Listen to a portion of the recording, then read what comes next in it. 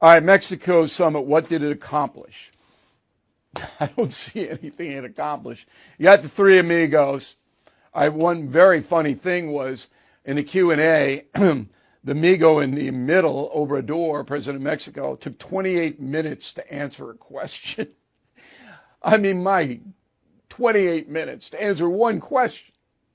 So if you want to strip all this down, Mexico is the problem in this hemisphere. Mexico is the problem. All right? They're not an equal partner. They're not a nation that's doing any good for anybody. They're a problem. Back it up, O'Reilly. Here we go. Population of Mexico, 129 million. 44% of the population live below the poverty line in that country. 44%.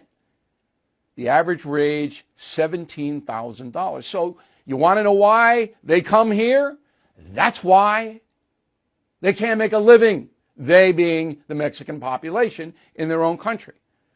How about violence? Mexico is the most violent country on the face of the earth.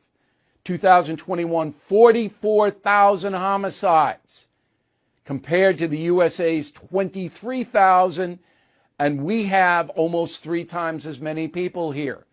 But added to the 44 homicides, 1,000 homicides, 22,500 people disappeared in Mexico.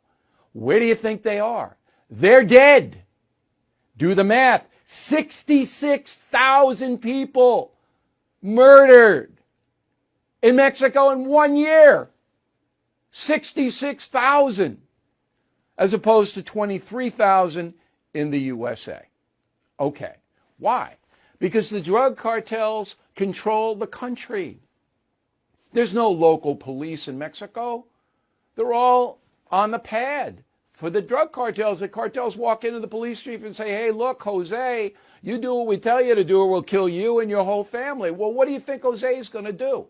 The national police in Mexico had to be disbanded because they were so corrupt. The national police. There's no local police. There's no national police. There's only the armed forces. And Obrador, again, like Biden, doesn't care about the cartels. Lets them run wild. They control Mexico. And they smuggle narcotics into the United States that kill hundreds of thousands of people. Is that not an attack on our country? I put the migrant issue aside. These cartels are attacking the American public with this vast swath of narcotics.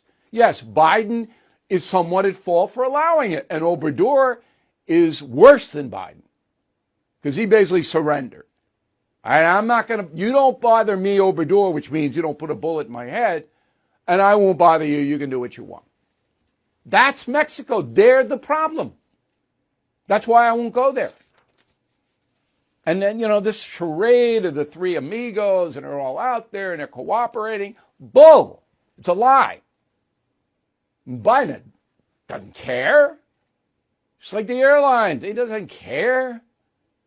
This is making me crazy. I think you picked up on that.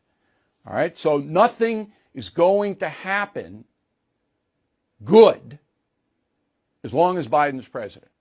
Now, Trump had Obrador scared, and we've gone through that. I'm not going to be redundant again. Trump scared him and forced Obrador to at least do something to try to stop the migration. They didn't stop the drug trafficking.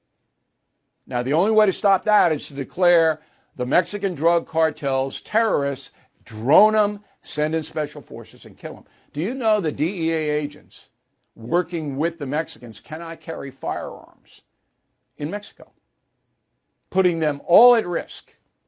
And the Mexican authorities, as soon as they get wind of a DEA operation, call up the cartels, get $100,000 in their bank account and say, hey, yeah, the gringos are coming. That's what happens. Ask any federal agent. Awful. Awful, awful, awful. Corrupt, corrupt, corrupt.